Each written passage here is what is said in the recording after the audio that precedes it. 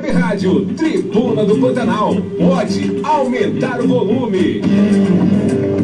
A partir de agora, está no ar o programa que conecta as ideias e pessoa. Programa Conversê. Programa Conversê. Música, informação, entretenimento, entrevistas, curiosidades e muito mais. Programa Conversê. Comunicando com você, ele, professor Francisco. E ao seu lado, ela, arrasando. Estela Escândalo. No ar. Conversê. Oferecimento, curte, Central Única dos Trabalhadores, CITES, Sindicato dos Trabalhadores em Seguridade Social, Sinergia MS e FETEMES. Conversê, no ar, Conversê.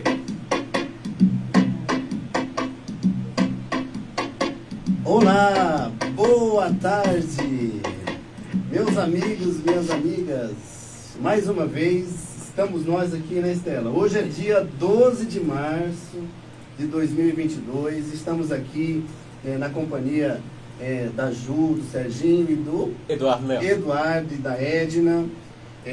Também do nosso convidado, nossa convidada, que daqui a pouco vão se apresentar. Estela, quinto programa, não é isso? Resistência, luta. Cara, é nossa gente, vida, né? a febre não passou, foi uma semana inteira, intensa, para que esse programa desse certo. Eu acho que não vai passar a febre. A gente já está no quinto programa, a gente já resistiu um mês, eu acho que o trem vai dar certo. Eu tô achando que esse negócio vai dar certo. Principalmente, gente, eu quero dizer assim, olha, quem está assistindo, por favor, comenta o programa, porque eu e o Chico, a gente é movido a elogios e a críticas também. Quando o pessoal manda crítica, a gente fica ouriçado para querer consertar. E quando manda elogio, a gente fica todo alegrinho. Então, assim, ó, critiquem, comentem, curtam, compartilhem, digam o que a gente pode fazer, mas também, olha, essa semana, Francisco, eu falando que o tema era fome, ó, guerra, um monte de gente começou a falar, não, tem que discutir tal coisa, discutir. Olha, gente, falem as demandas do programa. É fundamental para a gente fazer uma pauta que esteja mais próximo possível das pessoas. Então, assim, falem as pautas, proponham e a gente vai em busca dos convidados. Ela também já pode fazer a pauta e dizer quem vocês acham que tem que convidar. Sempre assim, movimento social, universidade, pesquisadores sérios, gente da comunidade, gente que pode discutir os assuntos.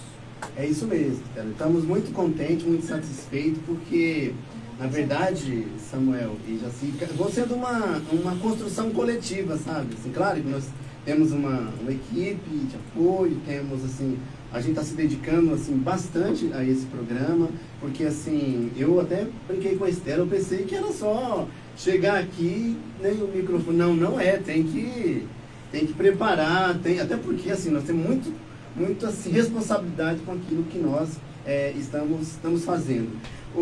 Estela, tem duas amigas minhas que estão fazendo aniversário hoje. Tem uma terceira também, que é tem uma terceira. Eu vou, se você me permite, é o seguinte, olha, hoje a minha amiga Valu tá fazendo nível. Eu passei ali no nível, né, no aniversário, não pude, tomei 2 águas sem gás, sabe? E vim pra cá pra fazer o programa. E também a minha amiga Andréia Marsala, professora de História, nossa ex-coordenadora pedagógica aqui da escola, da área de humanas, escola Mano de Oliveira. Então, de coração, parabéns para Valu e parabéns para Andréia. E também, para quem mais? Dona Beatriz Almeidinha. Beatriz Almeidinha, minha amiga de muitos anos, desde a época que ela era trotskista, da Convergência Socialista, né? Nós somos amigos. Pensa no tempo que faz isso, gente. Mas olha, eu quero dizer que o programa de hoje vai começar com uma abertura muito importante, uma grande conquista para nós do programa, que é uma gravação feita pela Cristiane. Cristiane é da Associação dos Deficientes Visuais. E ela mandou para nós uma gravação que vai abrir nosso programa, porque afinal de contas é um mês de luta. Vamos lá. Como tá nomeado? Cris. Só esse nome? Cristiane, Associação dos Deficientes. Mandaram Maria Auxiliadora, Narinha, Poesia 2. Não sei aí. Bom, Vamos então passar, a gente vai procurar da Cristiane, porque é uma mensagem aí que tá aí. Poesia Isso. 1? Poesia 1? É que você sempre... Ah, Não, tá oi tudo Cristiane, nomeado. olha só, lá vem Tudo você, nomeado. hein?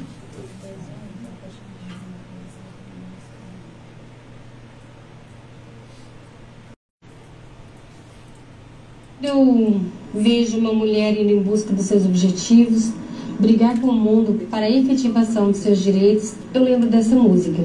Você, mulher, que sonha em vencer, ser alguém nessa vida. Você, mulher, que enfeita de amor e paixão onde pisa.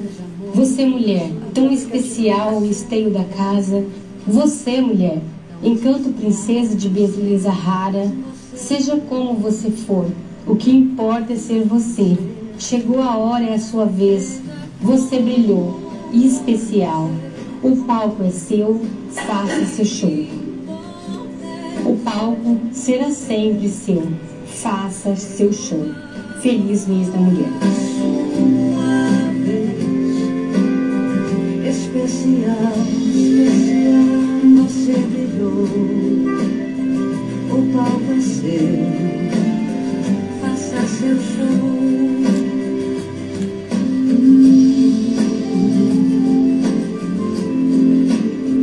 Faça seu show. Ô Cris, que lindo. Continue participando do nosso programa, tá, Cris? Manda tudo que você quiser e vamos trazer um dia, né? Vamos discutir a história das mulheres com deficiência. Eu acho que vai ser um debate importante. Com certeza. Obrigado, Cris. Como bem disse a Estela, você já está convidada a participar assim, fisicamente aqui do nosso programa e contribuir com certeza para a luta, né? Para a luta por direitos no Brasil e aqui em Mato Grosso do Sul. Estela, então nós estamos aqui com... Dois convidados chocantes. Chocantes, assim. Tá preparado, né, Samuel? Tá preparado? Jaci também? É isso, vamos... Bom, eu quero apresentar... Eu vou apresentar o Samuel ou Jaci? Não, eu vou apresentar Jaci, é mais fácil. Claro. É mais fácil. Até porque homens usam azul, ó. Homens usam azul. Ixi, Claro, mulheres também, olha só. Ixi, eu vim de amarelo. Ixi, eu vim de amarelo aqui. Bom, gente, está conosco, o tema nosso hoje é a guerra e os impactos. Nós tentamos a semana inteira buscar poesia, buscar músicas que fizessem a gente pensar com mais carinho sobre todo esse tema. E uma das pessoas já primeira pensadas foi o Samuel e a outra foi a Jaci. A Jaci é minha companheira de, eu não sei quantos anos não, Jaci, muito tempo. Jaci é feminista, psicóloga, fez 2 doutorados, se eu não tiver errada, fez 2, um na Holanda, não foi na Holanda? Ah, não, no mestrado também você fez 2? Meu Deus do céu, um na Holanda, outro aqui. É das feministas mais reconhecidas do Brasil. Não quero falar do currículo acadêmico, mas quero falar do currículo político da Jaci. Jaci foi uma das primeiras feministas reconhecidas em Mato Grosso do Sul. Tinha uma organização chamada SIM, né, junto com Regina Aracaki, e foi uma das principais referências e foi formadora de muitas feministas de hoje em dia. Bem-vinda, Jaci, para o nosso programa, Jaci. Estou muito feliz que você está aqui. Que bonito você lembrar desses tempos, bons tempos, né? A gente avançava, né? Muito bom. Antes de eu assim, mencionar aqui o professor Samuel, nós tínhamos convidado, inclusive consta na programação, a presença da Neide, do Sindicato dos Bancários de Campo Grande e região, mas ela me passou uma mensagem agora, na hora do almoço, dizendo que não está muito bem de saúde, está dodói. E ela falou assim, olha, e aí a prioridade é a saúde, se cuida, e com certeza o convite está aberto e ela vai participar aqui numa próxima atividade com a gente. Com certeza, para falar do mundo do trabalho, para falar sobre a situação dos bancários, enfim, porque aqui é um instrumento também da classe trabalhadora organizada e não organizada, tá bom? Então, Neide, ó, estamos aqui no programa, espero que você esteja nos assistindo, estamos torcendo para que você se restabeleça, tá bom, minha amiga? Bom, Neide, Sara logo. Sara logo, né? Fazer aquela... Toma um chá forte. Chá forte, isso Aqueles aí. do Sara tudo. Muito bem. Bom, o Samuel é o seguinte, assim, nós nos conhecemos assim, há pouco tempo, mas parece que não é pouco tempo, há muito tempo, né? Porque nós temos muitas coisas em comum, defendemos a democracia, a vida, combatemos o nazifascismo e nós somos da democracia, né, na sua expressão mais acabada. Samuel, assim, de pronto quero agradecer antecipadamente a sua presença aqui no nosso programa, no nosso conversa, é um bate-papo. Então, queria que você, na verdade, falasse um pouco de você até chegar aí na condição de professor da universidade. Fizesse a sua rápida apresentação. Professor de História, são, né, também da área de História. Uma satisfação e uma honra poder participar, né, no dia de hoje do programa Conversê, que eu já acompanho desde o primeiro, né, todo sábado às 4 horas da tarde. Sábado à tarde, rapaz. Sábado à tarde, exatamente. Estou lá, às vezes, transitando, mas com o celular ali, né? Então, eu sou doutor em Ciências Sociais pela Unesp de Araraquara, com título obtido em 2012, 6 de junho de 2012, mestre em História pela Unesp, Campos de Franca, de 2003, e sou professor adjunto 3 da Universidade Federal de Mato Grosso do Sul. Estou lotado na Faculdade de Ciências Humanas, a FAC, no curso de História. E estamos aí, né, nas jornadas que ocorreram durante a pandemia, né, contra o inominável que ocupa a cadeira, né, da presidência da República e sua política genocida. Você sabe o nome que eu dou para ele, né? Oxiurus. Pois é. Eu tenho alguns nomes também, mas como é um programa, é um programa da tarde. Da tarde, né? É que Oxiurus todo mundo sabe. Oxiurus. É uma satisfação, uma honra e uma alegria. Agradeço o convite e é uma satisfação participar. Antes da gente começar a discutir a guerra e como um todo, a gente fez um trabalho, eu quero dizer a gente, mas não foi a gente não, gente, foi a Edna mesmo que correu atrás, para musicalizar poemas, para a gente não ser toda hora derrubado na internet. Eu quero pedir, Ju, solta primeiro a música do Bob Dylan. Bob Dylan. Isso.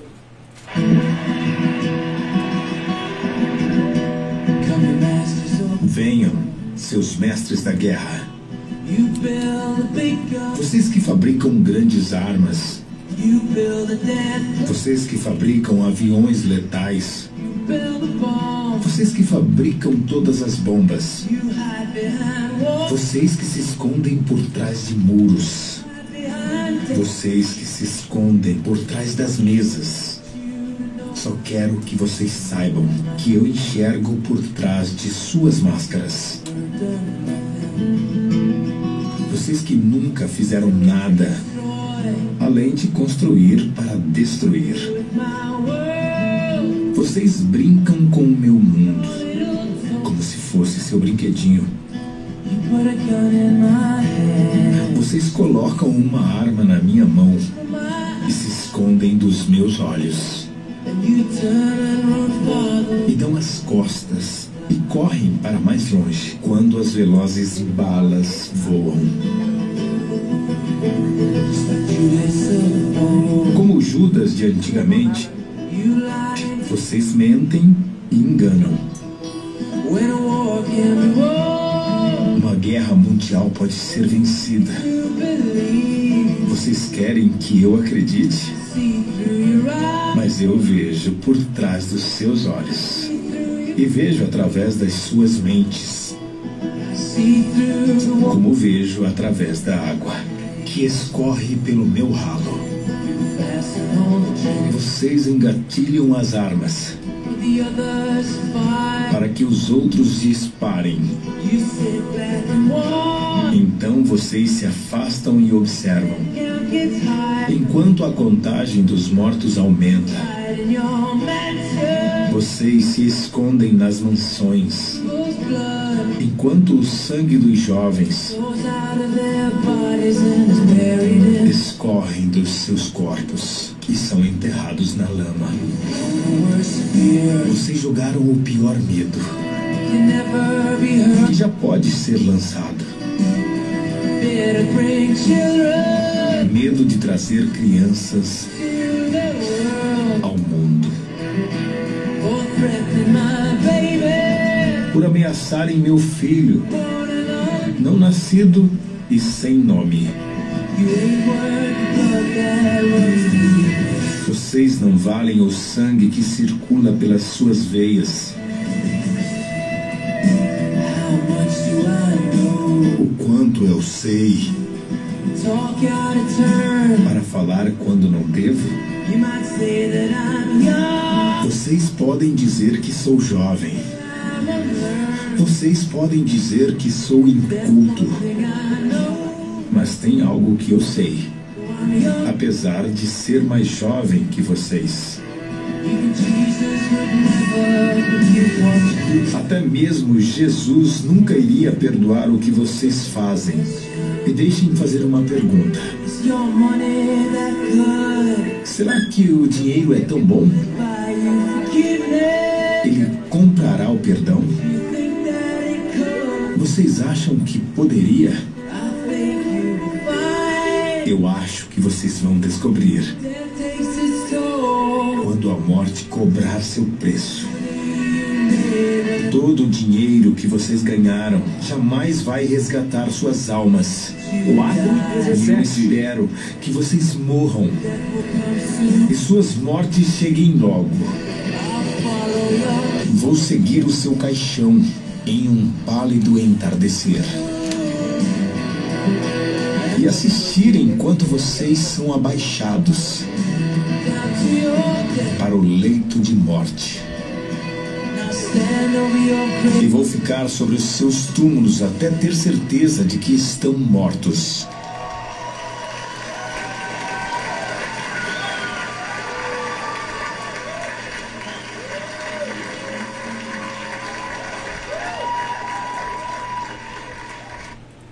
Muito bem. Se vocês ouviram, então, Mestre da Guerra, né, na tradução, na voz de Cláudio Torres, do Bob Dylan,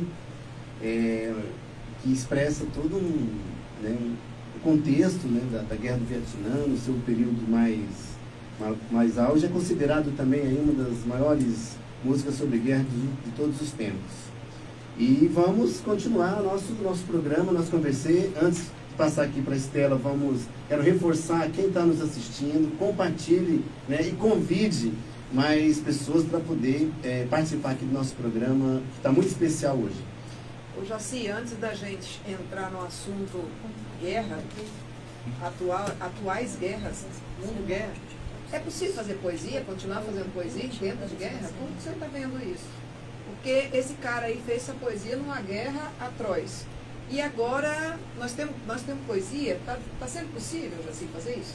Olha, Estela, na verdade, assim, guerra faz parte das nossas vidas.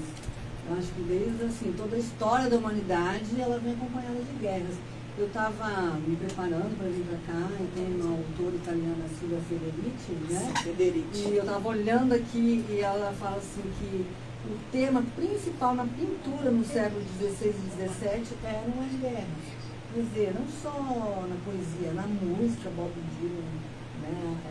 Tem tantas músicas lindas, né, que foram produzidas durante esse período da Guerra do Vietnã, que desembocou no movimento de paz e amor, no movimento hippie. Então, assim, é possível. O sofrimento, né, ele faz com que brote, né, que a arte seja soberana, né, ao sofrimento, entendeu? Então, acho que em momentos de sofrimento, a gente fala ético e político, como a gente está vivendo, né, de injustiça para tudo quanto é lado, né, a gente não consegue ter minimamente uma felicidade.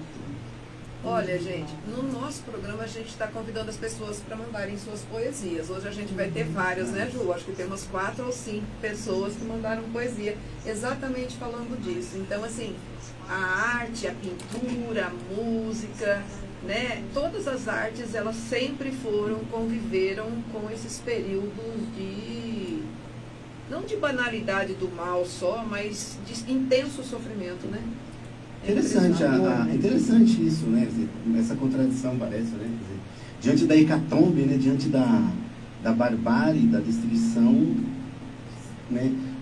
O artista produzir arte, produzir cultura, extrair daquilo. Eu acho que é interessante, né, Samuel? Assim, antes de contextualizar todo esse conflito, como é que você tem assim, uma lembrança de alguma música, alguma poesia referente a um conflito? Sim, por exemplo, o caso do Animals, a Casa do Sol Nascente, né, que é uma música dos anos 60 contra a guerra do Vietnã. Né? Algumas músicas, por exemplo, do Rolling Stones contra a guerra do Vietnã, né, um posicionamento claro. Então, por exemplo, na guerra do Iraque, a posição, principalmente das bandas de rock, né, participaram do movimento contra a guerra do Iraque em 2003, né, como o System of a Down esteve nas manifestações, né, uma banda um pouco pauleira, mas valeu a atitude. Então, sempre há um posicionamento, né, e os artistas sempre estão engajados. Esse é um momento atípico, na verdade, é um momento que nós estamos sofrendo, um momento de grande desesperança, assim, um momento negativo mesmo, de falta de uma criatividade, um momento de posicionamento, de desmobilização, sobretudo, né? Legal. É isso mesmo, né? E as mulheres sempre estiveram na guerra, assim? Sim, né? A gente vai pensar, né, que as mulheres, muitos falam que são as escravas do mundo. Né? Se você pensar no conhecimento histórico que se tem, né, que os homens, né, caçavam, as mulheres coletavam, nos conflitos, né, que se tinham nas comunidades tribais, né, os homens morriam, as mulheres eram as prisioneiras. Né? Então sempre se usou a mulher como uma moeda de troca. Né? Tem muitos textos, né, que falam do tráfico de mulheres. As mulheres, mesmo que sejam o pai, o irmão, o tio, o marido, quem seja, tem a mulher como uma moeda de troca. E isso na guerra, né, em momentos de guerra, sempre a mulher, né, ela é trocada ou ela é aprisionada, ou como hoje, no que nós temos hoje, ela é considerada como uma mercadoria sexual. Né? Então, a questão, né, do tráfico de mulheres, da prostituição, né, da rede, né, de exploração sexual, faz isso hoje uma grande preocupação, né, específica com a questão das mulheres na guerra. Né? Mas sempre teve presente o que foi, né, as bruxas, né, as milhares de mulheres que morreram, né, em função de estar se rebelando contra algumas normas sociais, ou da igreja, ou do Estado, ou da empresa, né? E milhares morreram. O que era? A bruxaria era uma guerra contra as mulheres. Né? Então a gente viu na história, todas as guerras, né, envolvem as mulheres, e elas são, né, as prisioneiras, as escravas, e hoje, né, as exploradas sexualmente da guerra. Né? Você falou inicialmente que a guerra ela é um acontecimento, um acontecimento e a partir dela se extrai, digamos assim, se traz poesia, cultura, inicialmente, e agora pensar a questão do papel da mulher nas guerras. Como é que historicamente, assim, nós podemos definir, a partir de que momento, digamos assim, a mulher ela também compôs, por exemplo, as forças, os exércitos mais recentes. Eu sou professor de história, eu estava lendo, por exemplo, até a Segunda Guerra Mundial, parece que eram super representadas. Acho que na Segunda Guerra Mundial já tem uma presença mais efetiva. Olha, como eu falei, eu não sou uma especialista em guerra, mas o que a gente sabe, há uma questão anterior, né? se você for pensar o posicionamento, por exemplo, dos movimentos feministas, eles são contra a guerra. Né? São contra a guerra, de maneira muito pacifista. Contra a guerra porque quem faz guerra são os homens. Né? Inclusive na Ucrânia, agora, aquele grande movimento feminista super famoso lá, elas se posicionam dessa forma. Vocês, homens, fizeram essa guerra. Larguem as nossas mulheres. Porque as mulheres lá estão alistadas, né? Estão para ser alistadas para a guerra. Agora, falar a mulher pode estar na guerra, né? Junto, na linha de frente de combate, isso é uma questão. Agora, ela sempre esteve na guerra. Né? A gente tem um exemplo aqui da Guerra do Paraguai, né? A Ana Nery, enfermeira, as mulheres, todas têm livros escritos aqui, você é historiador, né? Da presença das mulheres na Guerra do Paraguai. E outra, as mulheres também, elas ficam para reconstruir os países, né? Que é o Paraguai, que não foi reconstruído pelas mulheres, né? Ou vários outros países onde morre uma quantidade muito grande de homens e as mulheres ficam aí para reconstruir, né? Ou agora como esses refugiados. Então, quer dizer, as mulheres da guerra sempre estão presentes. O alistamento no exército é uma outra questão muito mais recente. Tá? O que você acha disso? Então, a professora falando, eu estou lembrando da fala deplorável, para dizer mínimo, monstruosa, do deputado estadual Arthur Duval. A coisa. Né? Mamãe falei algumas coisas, né, que eu não posso repetir aqui, mas que é algo estarrecedor. Elas são fáceis, as mulheres ucranianas vitimadas pela guerra, refugiadas, porque são pobres. E o Jamil Chad, que é um jornalista que cobre a ONU, em um artigo publicado, não sei se é na Folha, no estado de São Paulo, ele fala que a guerra vulnerabiliza as mulheres, né, como a professora que estava mencionando. Né? Então, é um momento de vulnerabilidade.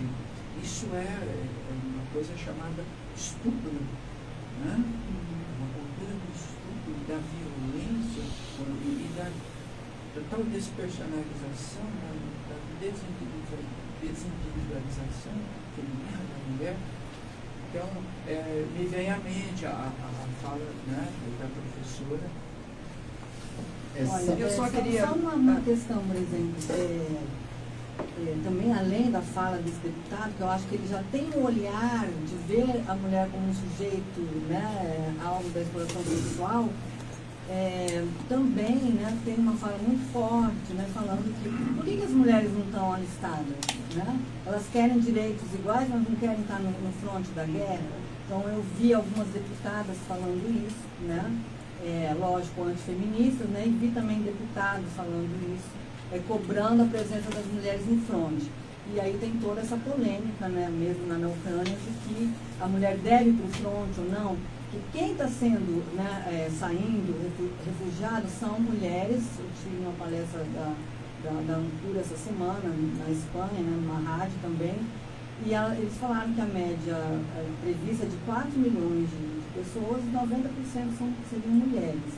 E o país, por exemplo, como a Polônia, né, o que essas mulheres vão fazer na Polônia no pós-guerra? Né, também, qual as alternativas que se tem? Então, vulnerabiliza, né? Pode ser o emprego doméstico, pode ser a prostituição. E tem muitos casos que é isso mesmo, né? As mulheres aceitam, né, a exploração sexual como uma forma de sobreviver. Né? Como eu uma quero forma só de lembrar continuar vivendo. Né? que nós também somos cheios de preconceito em relação à guerra, né? Nós somos cheios de preconceito. Então, por exemplo, muitos de nós acham que essa é a guerra mais importante. Tem uma pancada de guerra acontecendo no mundo, né, com milhares e milhares de pessoas sendo mortas. Por exemplo, as guerras que não são chamadas de guerra, por exemplo, a mortandade dos jovens negros do Brasil. Não é chamado de guerra, mas está matando jovens negros no Brasil. Meninos, né? Não são as meninas, são os meninos. As meninas são estupradas, os meninos são mortos. Não é bem interessante isso? É um negócio esquisito. Mas eu queria dizer assim que um preconceito meu, Jaci, eu adoro falar dos meus preconceitos, viu, gente? Eu não tenho problema não com os meus preconceitos. Um dos preconceitos meus é que eu achava que as mulheres não queriam ir para a guerra. Eu achava que não. Aí eu fui ler um livro que eu comprei para dar de presente para as minhas amigas, Cássia e Gorete, ambas são enfermeiras. Aí eu achei que eu estava comprando um livro para dar de presente para elas. Meu voo atrasou e eu comecei a ler o livro. Cheguei em casa, não consegui, fiquei 2 dias lendo o livro até terminar, que se chama A Guerra Não Tem Rosto de Mulher, da Svetlana. Né? É uma ucraniana que vai contar sobre o papel das mulheres na Segunda Guerra. E aí vai dizer, olha, as mulheres não queriam ser enfermeiras, não. As mulheres queriam ser franco-atiradoras, pilotas de avião, de caça, muitas foram, né? E elas se alistavam muito cedo para ir para a guerra. E tem um determinado momento que eu acho interessante, fala que as mulheres não eram para ir para a guerra, não, porque quem sobraria depois para parir os filhos, para recolocar pessoas no mundo. Então é engraçado que a proteção da mulher tinha justificativa. Quem é que vai sobrar depois? Não é estranho isso? Muito estranho.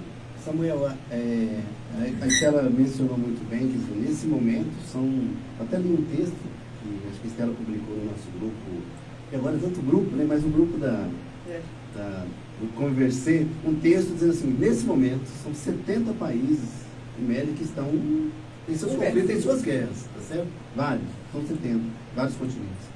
Assim, o que está mais, digamos assim, em evidência é a questão da Ucrânia. Então eu gostaria que você, assim... Por que está em evidência? Porque isso, e que contextualizasse, sabe, assim, para o leitor, para aquelas pessoas que estão nos ouvindo, né, um olhar do historiador sobre mais precisamente sobre essa guerra, digamos assim, lá na Ucrânia. Enfim, eu queria que você falasse um pouco sobre isso depois. Então, por que a guerra ucraniano-russa está em evidência em relação a outras guerras? Por um interesse geopolítico claro das grandes potências, os Estados Unidos, União Europeia, né, onde há uma guerra que não é só travada no campo de batalha, mas que é travada também na mídia. Hoje nós vivemos na era da informação. Nós temos desde a guerra cibernética, que são a guerra que se utiliza os computadores, mas também há hoje uma guerra midiática e uma guerra de narrativas, né, que está bem claro para todos que acompanham o noticiário cotidiano. Agora, basicamente, por que a guerra ucraniano-russa? Vejam, geralmente nós que estudamos na área de ciências humanas, nós não costumamos definir quem são os vilões, quem são os mocinhos. Isso nós deixamos para Hollywood, não é? Fazer. Nós analisamos, por exemplo, sobre o primado de Maquiavel, o príncipe, que a ética e a moralidade turvam o olhar sobre a política. E a política não é boa nem má, ela simplesmente é um fator que nós temos que lidar. Dito isto, a questão, a Rússia tenta, e não estou defendendo Vladimir Putin, e também não defendendo os ucranianos, eu estou analisando os fatos como eles se colocam, porque você é historiador e você sabe que os historiadores, o fato acontecido, nós dissecamos, nós abrimos o fato histórico para ver o que tem dentro. Então, a Rússia defende o seu entorno estratégico,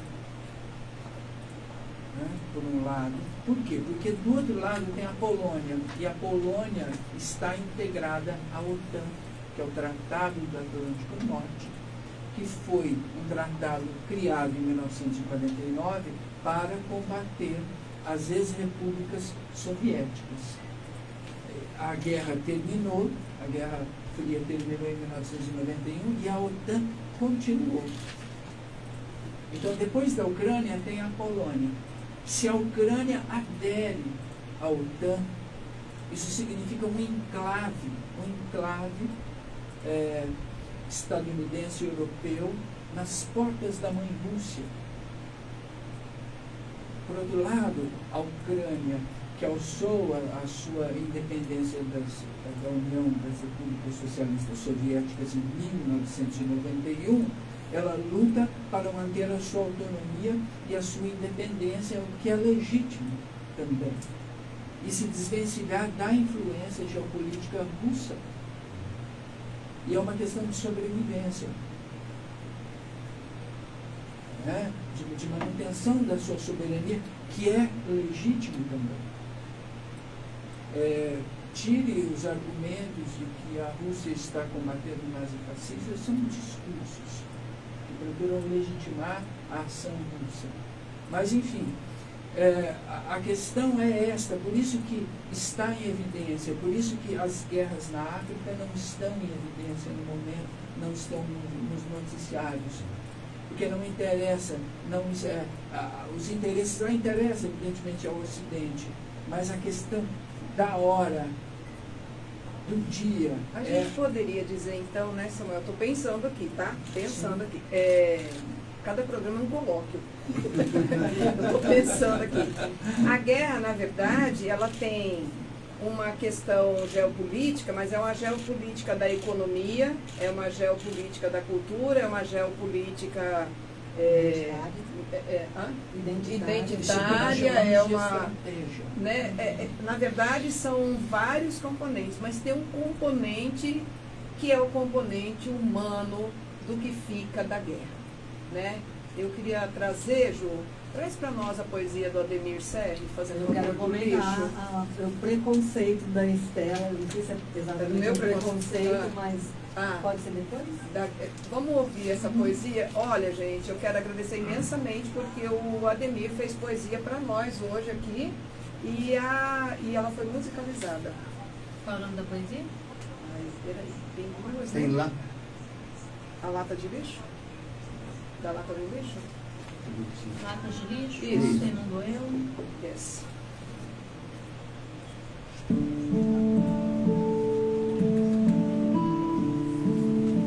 Latas de lixos, estradas farpadas, explosões de moradas, destruição de vidas, de lares, de trabalhos, de vontades. Horizontes encobertos por fumaças, por pirraças, por vontades de quem comanda de longe, da cena, das penas, do fronte. Dor, medo, desespero, incertezas, gritos, apelos. Crianças confusas nas estradas, madrugadas, jornadas. É a guerra marcando o território. Guerra destruindo territórios, corroendo almas, desfazendo sonhos, latas de lixos, estradas farpadas, explosões de moradas, destruição de vidas, de lares.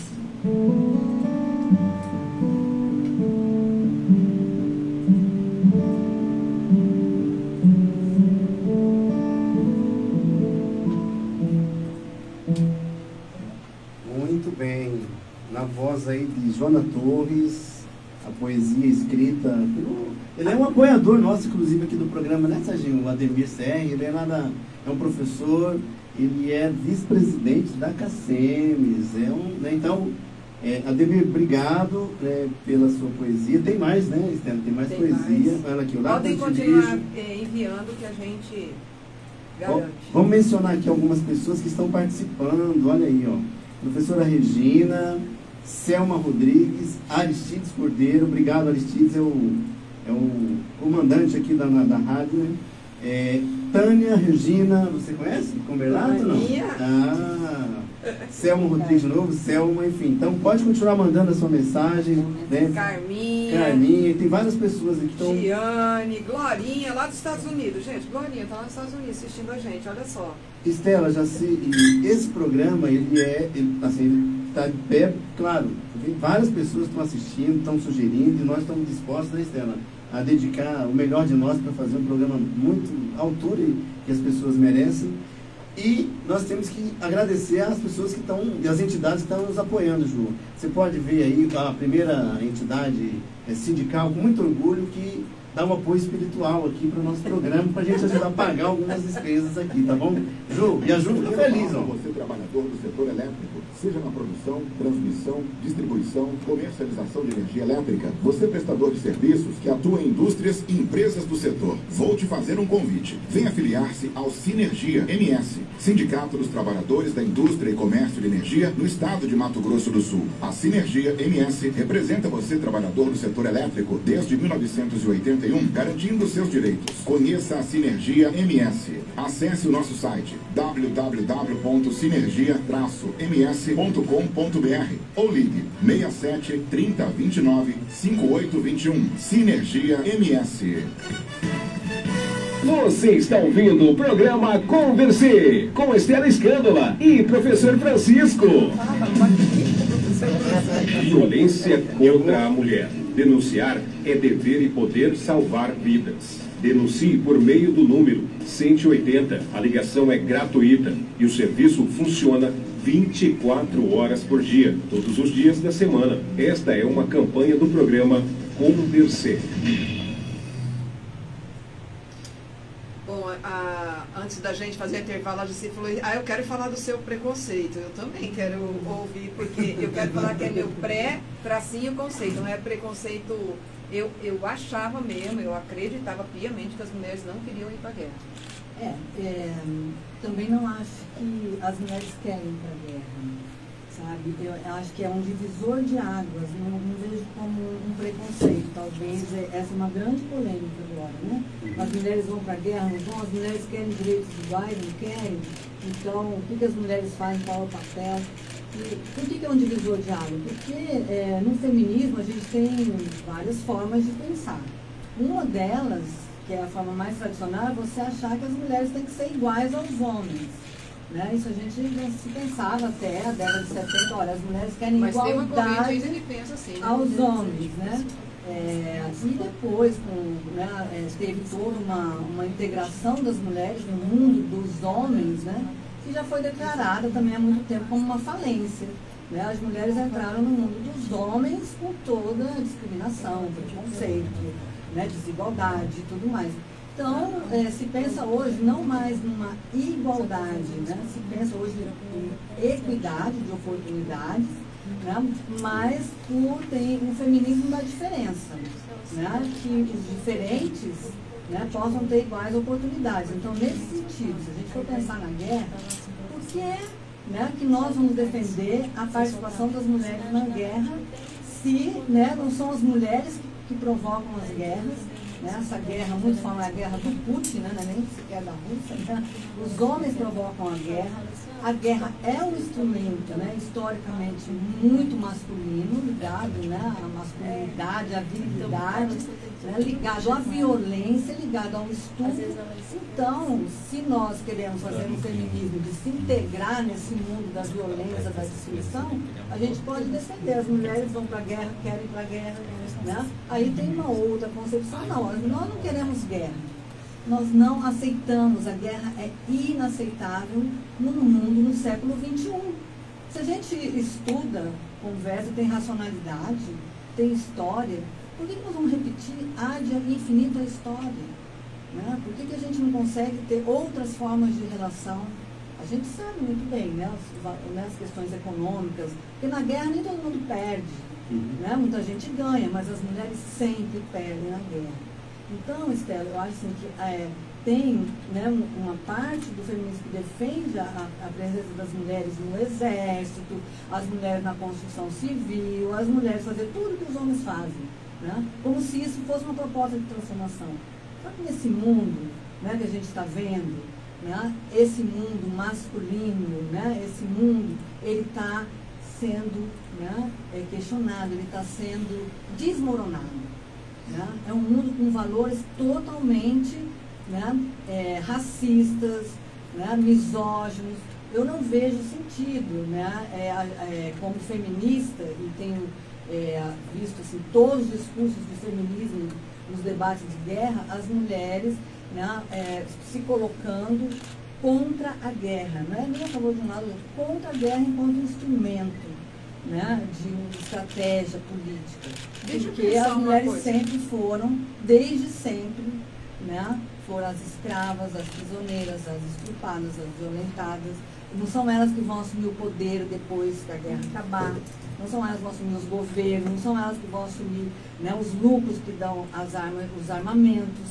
Então, por que as mulheres vão defender a guerra? Mas agora, pergunta, né, que não quer calar, Samuel. Tem jeito de viver sem guerra? Ai, não tínhamos combinado, tá, gente? A sacanagem que eu fiz. Depois lá fora você me dá bronca. Mas agora... é porque a gente não combinou as perguntas. Não combinamos. Mas antes ele responder, ó, tá, assim, a nossa médium tá... Vamos pra gente mandar um recado pra Maria Rosana, que tá assistindo o programa. Mas tem Maria Rosana, Galvão. Olha o Galvão assistindo. Beijinhos. Vai lá. Para os dois.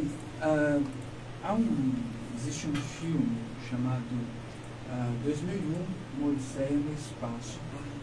Tem uma introdução desse filme, a primeira parte do filme, quando os primatas ali, né, não sei se a era da pedra lascada ou polida, um homem primata, sabe?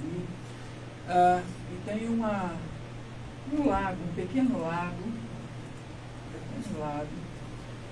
e um grupo chega e expulsa esse pessoal deste lago. E em um certo momento, um deles, que foi expulso desse pequena fonte de água, brinca com ossos. E neste momento, vê a possibilidade do osso, de um fêmur, como se transformar em uma arma. E aquele grupo que foi expulso daquela fonte de água volta para retomar o controle. E então mata e retoma o controle. Ou seja, para responder sobre isto, é muito complicado nós naturalizarmos, afirmarmos que assim sempre foi e sempre será. Nós temos na história casos como, por exemplo, de Mahatma Gandhi. Hoje na aula eu falava sobre ele, que expulsou o Império Britânico da Índia através da chamada desobediência civil. É um livrinho pequenininho de Henry David Thoreau, o estadunidense, que se coloca contra o pagamento de impostos e defende um método pacífico de combate. Então, Gandhi expulsa o Império Britânico e aquele movimento que ele representa, sem disparar um tiro apenas. Então, o movimento hippie venceu o governo estadunidense, a administração Richard Nixon, a partir dos grandes movimentos pela paz contra a guerra do Vietnã. É de lá que nasceram a história das velhinhas peladas. Você sabe da história das velhinhas peladas? Não sei. Você não sabe? Não, é meu futuro movimento, a Jaci vai integrar, inclusive. São mulheres que estiveram nessas manifestações e que agora, já com seus 70, 80 anos, não aguentam mais, tem que fazer alguma coisa. Então ficam peladas nas esquinas com os cartazes cobrindo o corpo. Tá vendo? É uma pelada. Você está organizando o movimento? Eu acho que é. Mas, gente, não temos saída. Não temos saída, essa civilização branco-ocidental, tá? Que, por exemplo, na América, a conquista da América por Hernán Cortés, não coube um diálogo, um entendimento do que era, né, aquele modo de vida do povo azteca. Coube a dominação. você perde a dimensão do outro. Quem discute isso é um autor chamado Tsvetan Todorov, um belíssimo livro que eu recomendo, chamado A Conquista da América. Ele fala sobre essa dimensão do outro, de enxergar o outro, de perceber o outro, as suas demandas. Que o outro fale a você e que você escute. Né? Então, nós não podemos dizer que a guerra é algo natural, que sempre foi assim, sempre será. Existem alternativas, nós não podemos nos conformar com a guerra. Nós temos guerras que são mais localizadas, mas com esse crescente processo de globalização, as guerras locais passam a ter impacto em todas as realidades. Tem gente até que está falando que o combustível a R$8 tem a ver com a guerra com a Ucrânia, né? Tem gente falando Sim, isso. Acha que o Oxurus não é... Tem uma questão aqui, Estela, que eu vou passar para a professora Jaci, que é um comentário da Carmen. Carminha. Da Carminha. E vou ler 2 comentários aqui, ó. Vou começar pelo comentário da professora Regina. Ela diz o seguinte: excelente, sinceramente nunca imaginei uma conversa tão bom assim. Poesia com música, contextualizando com o tema atual, Samuel. Uma aula fantástica esse conversei. Obrigado, valeu. E a Carminha diz o seguinte: professora Jaci, não acredito que a guerra seja masculina ou feminina. A guerra faz parte do jogo de poder. Haja vista a Hillary Clinton ter sido vista como a senhora da guerra. Queria que você comentasse essa... Eu acho que ninguém está professando aqui essencialismo, né, feminino ou masculino, mas na história da humanidade, se você for ver as guerras, né, lógico que tem, né, eu acho que tem mulheres que assumem, né, a guerra como uma estratégia, porque ser a favor ou contra a guerra não passa exclusivamente por uma questão de gênero. Então não é algo da essência, né, da mulher ou do homem, mas culturalmente, né, quem tem um envolvimento de guerra, quem faz defesas armamentistas, sempre foi muito mais os homens, né, do que as mulheres. Né? Isso aí não tem, é inquestionável o posicionamento das mulheres, porque não se ganha muito pouco as mulheres com guerras. Né? E eu não estou falando de uma mulher universal. Estou falando dos grupos de mulheres dos perdedores. Né? Então, quais grupos de mulheres ganham também com a guerra? Né? Pode ter grupos que ganhem com a guerra, que defendam a guerra ou que querem ir para a guerra, mas enquanto proposta de um movimento feminista, do qual eu estou falando, de onde eu estou falando, né? Eu não encontro um movimento feminista que faça uma defesa da guerra. Eu desconheço movimentos feministas que defendem guerra. Né? E que a guerra seja uma pauta, ou já foi uma pauta de movimentos feministas, como estratégia de ganhar poder.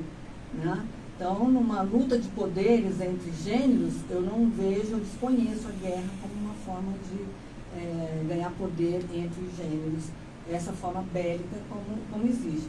Então, a gente não pode dizer que a guerra é masculina, mas que elas são, na sua maior parte, né, comandadas, acionadas por homens, elas são.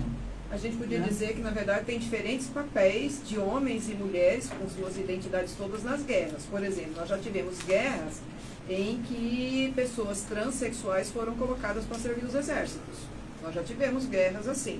Nós já tivemos guerras em que as mulheres foram colocadas para atender os exércitos. Então, assim, nas guerras existem diferentes papéis que são desempenhados. Agora, o poder de decisão, na sua maioria, está na mão dos homens. Como estratégia. Como estratégia. Ela é dos homens. Legal. Nós temos um Fala Aí, não é isso? Tem um Fala Aí. Depois a gente retoma aqui explicando, Samuel e Jaci, a gente tem um Fala Aí que a gente traz gravações de organizações que tem alguma coisa para dizer para a sociedade. Nós temos 2 Fala Aí hoje super legais. Qual que você vai... 3 nós temos? 3? Da Dorinha. Tem a Glorinha. Vamos falar aí, que aqui todo mundo conhece, do TES. Eu sou Bartolina Ramalho Catalante, presidenta do grupo TES, Trabalhos e Estudos Zumbi, o primeiro grupo do movimento negro do estado de Mato Grosso do Sul, e o TES tem vindo há 37 anos fazendo um efetivo combate à discriminação racial, ao preconceito e ao racismo. Nós fazemos isso através de diversas formas, seja através de palestras, de cursos, de participação em construção de políticas públicas, fazendo um debate efetivo junto à sociedade. E um trabalho de formação junto à militância, às pessoas negras, às mulheres, à juventude, ou seja, é preciso promover políticas públicas de efetivo combate ao racismo. No ar, fala aí! Então eu escuto. Fala aí! Nosso tributo, porque as lutas elas são mundiais, locais, regionais, e o TES tem feito um trabalho enorme. Mato Grosso do Sul é uma grande referência de um grupo que discute as pautas dos direitos do povo negro, né? E agora quero dizer, viu, Bartô, que é mulherada que está à frente do TES, levando o TES. Então é muito legal, me desculpa falar isso, mas o TES agora, ele é um TES bastante mulherido. Né? Parabéns, Bartô, e a todas as companheiras e companheiras que contribuíram e contribuem com o TES. Né? Me parece, Stella, que esse mês, ou mês que vem, faz 18 anos, eu tenho bem certeza, eles estão até com uma programação, assim que, né, Bartô, assim que definir aí, pode por mais, 28, 18 ou 28, não, né? Vai ser mais. Ou 38, 48, não importa, né?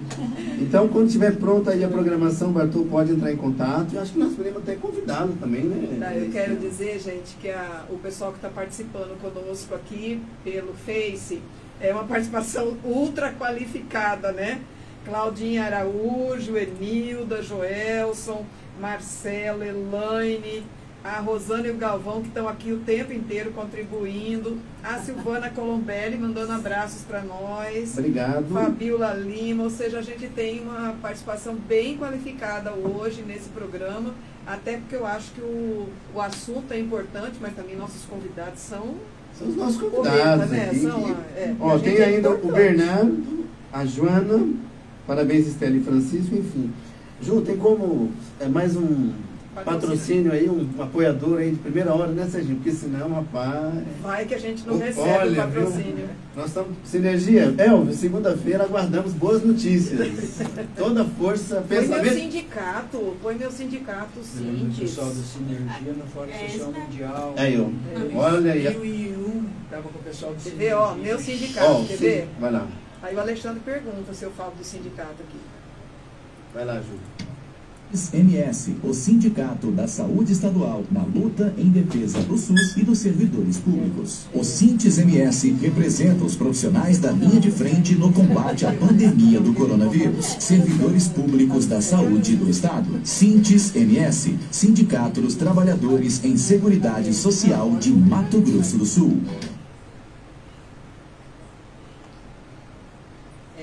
Isso, obrigado aí pelo Sintes, pelo Alexandre, pelo Bueno e por toda a base sindical dos trabalhadores e trabalhadoras da saúde organizada. Auxiliadora, o povo que segura o Sintes. Continuando então. Que impactos a guerra traz? Vamos lá. Impactos econômicos, psíquicos, que impactos? Quais são os impactos que uma guerra traz? Ontem, por exemplo, eu dava aula no curso de História da UFMS e eu falava, por exemplo, da atividade, pela nossa atividade de ensino e aprendizado. Se tivesse uma guerra, nós não estaríamos aqui. Vocês estariam no trecho para a Bolívia, até a fronteira, tentando atravessar a fronteira, deixando casa, deixando a sua vida, às vezes deixando a sua família, emprego. Então, são os pobres em uma guerra, é o povo que sofre, não é a elite. Né? E nós estamos vendo isso agora, os refugiados, né? Que adentram os países vizinhos, por exemplo, a Polônia mesmo está recebendo, são filas, econômica, com certeza. Né? Há uma desagregação da cadeia produtiva, da atividade econômica. Tudo é suspenso. A vida é suspensa, interrompida. Nós não temos essa dimensão Claro. Nós costumamos... A gente teve a pandemia, mas não é parecido com guerra. Ou é parecido? Olha, é proporcional, eu diria. E é engraçado que as pessoas se comovem com a guerra que está lá na Rússia. Todo mundo tem opinião, todo mundo está tecendo as suas opiniões em relação ao nosso irmão, ao nosso vizinho. Havia uma indiferença no tempo aqui, nós estamos ainda em tempos de pandemia, no uso de máscaras, muita gente se recusando à vacina. Né? Então, é interessante como a opinião pública no Brasil molda a opinião pública a ponto de moldar a opinião pública para assuntos que, não que não é de interesse, mas nós temos assuntos, talvez, não digo mais urgentes, mas assuntos tão importantes ou mais importantes. Eu queria assim, voltar um pouco na questão desse entendimento, né, sobre a questão do feminino e do masculino, do que é mulher ou não. Hoje, a gente tem usado alguns conceitos muito interessantes que dão conta, né? Então, quando a gente fala assim, a guerra tem vários impactos, né, para as pessoas. Ele fala, não, mas para as pessoas pobres. Então, a gente usa esse conceito de interseccionalidade. Né? Eu acho que é muito importante ele. É um conceito de que a gente pensa hoje que um indivíduo tem várias opressões que se somam, que se multiplicam, né? E outros, por outro lado, têm vários privilégios também. Então, quando a gente está falando aqui de mulheres, a gente não está falando de uma mulher universal, sabe? Que é sempre representada pela mulher branca, né? Pela mulher europeia, de classe média. A gente está falando de mulheres como uma categoria política, social, e, portanto, né, vários grupos de mulheres compondo aí, interseccionando, né, essa mulher. Então, a gente fala assim, quais efeitos? Também vai depender disso. Efeitos para quem? Né? Aqui no caso das mulheres, a gente vê muito como, na minha área da psicologia social, os efeitos, os impactos identitários, sabe? Porque as guerras mais violentas, não sei se o professor concorda, são as guerras identitárias. Todas elas são identitárias, mas essas guerras identitárias, por exemplo, né, lá na Bósnia, Herzegovina, né, que teve ali, os vizinhos se matavam. Quem estudava na mesma escola, tipo, eu e a Estela estudamos na mesma escola, mas agora ela é de uma etnia, eu sou de outra, né, ela é minha inimiga na guerra, eu posso ser vizinha dela. As guerras mais violentas, né, em Ruanda também, né, pelo traço, né, o traço do nariz. As guerras identitárias são muito violentas. E lógico que os efeitos também são identitários, a pessoa perde a sua identidade, né, numa guerra, ela perde a sua história, a sua casa, né, ela perde o teu trabalho. Então, assim, é muita perda identitária para você se reconstruir. Não só do refugiado que saiu, que esse é destruído totalmente, mas mesmo para quem fica, né, da sua vida que não tem mais. Né? Então, da sua vida que foi destruída, né? Que foi, né, a história não vale mais nada. Né? A guerra é um estado de exceção onde tudo vale. Então, a tua vida não vale nada. Então, a identidade também, como identidade, você não é mais nada. Quem é a Estela, quem é o professor, né? Aqui tem toda uma história, essa tua história, né, numa guerra, ela fica anulada. Então, o impacto na identidade, lógico, na saúde mental é monstruoso para se reconstruir. Né? Então, mesmo numa guerra que às vezes você ganha, como, né, teve algumas guerras que, mesmo se ganhando, né, as pessoas depois, você vai ver o número de suicídios das pessoas envolvidas na guerra é altíssimo, sabe? E as famílias destruídas, né? Crianças, né, órfãos e tudo mais, né? E aí muitas mulheres também, como a gente sabe aqui, né? Chefes de família, que isso ainda nem não conquista, né? Acaba empobrecendo mais ainda a população, né? Onde as mulheres são muito responsáveis, né, pelos idosos e tudo mais, né? Eu acho assim, como a gente vive num país de extrema desigualdade, que é o Brasil, a gente às vezes tenta dar uma normalizada que isso é assim mesmo. né? Então é assim mesmo que as mulheres têm que dar conta sozinhas das suas famílias, é assim mesmo, né? É assim mesmo que você não tem casa para morar, é assim mesmo que você não tem emprego, é assim mesmo que você não tem renda, é assim mesmo. Essa normalização parece que inclusive dá uma ofuscada na gente da desgraceira do que é a guerra, porque daí fala, não, mas mas pelo menos lá eles tinham isso, tinham aquilo, né? Então, às vezes, a gente tem uma ideia equivocada da guerra, porque nós também vivemos numa situação de extrema desigualdade, de não direitos. Eu fico pensando nisso, não sei, Samuel. Porque, assim, é natural que as pessoas também... Por exemplo, na sua fala, você fala assim, olha, o pessoal se linka numa guerra que está lá, mas não se linka no que está aqui agora. É porque o que está aqui agora significa se implicar, né? Significa que tem que se ligar naquela desgraceira do vizinho que está ali acontecendo. E na guerra de longe, não. Ele está assistindo pela televisão, qualquer coisa ele aperta, né, o CH, o de canal, channel, e muda o canal e deixa de assistir. Legal, quero... Ó, o jornalista Eber Benjamin está assistindo. A Evelyn, parabéns por mais esta edição. Sensacional os temas abordados por vocês. Aí a Evelyn faz 3 comentários sobre o nosso programa, tá bom? Pode dar o questionamento que a Estela fez. Eu acho importante você... Porque depois eu quero colocar uma questão aqui para a gente refletir também. Então, a questão, por exemplo, primeiro que a professora coloca, entre o caso de Ruanda, né, foi uma colônia belga, ocorreu a separação entre os Hutus e os Tutsi.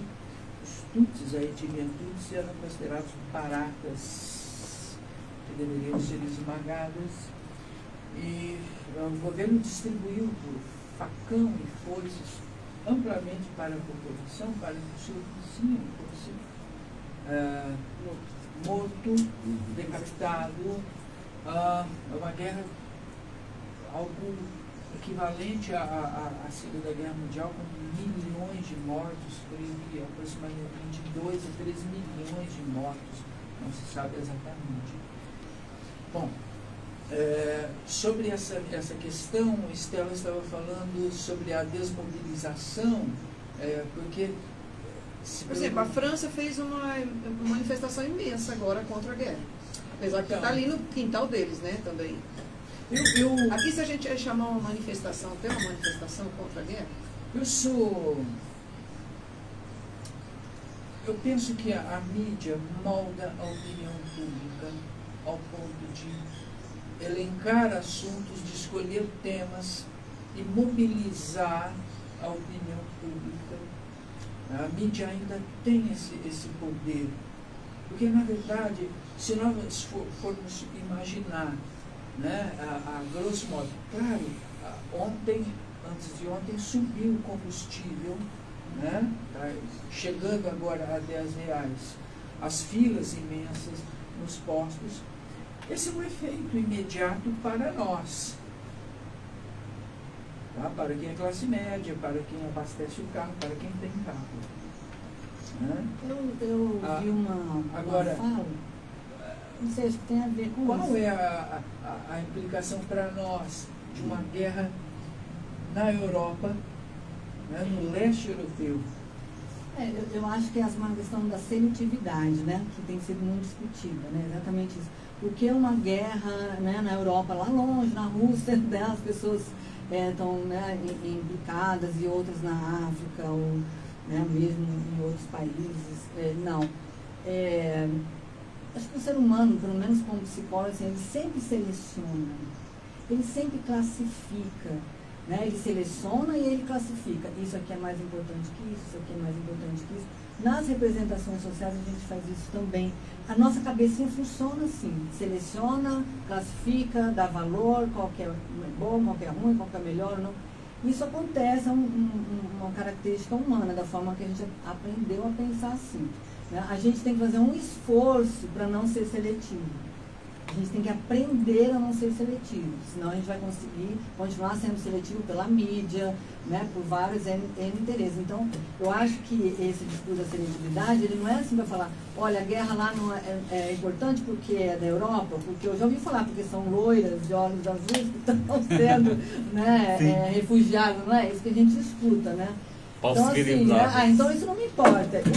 Eu sou, né, de um país que não é, né, sou negro, tal, isso não me importa, essa guerra, uma guerra de brancos, deixa pra lá. Ou se não falar uma guerra de homens e pá, deixa.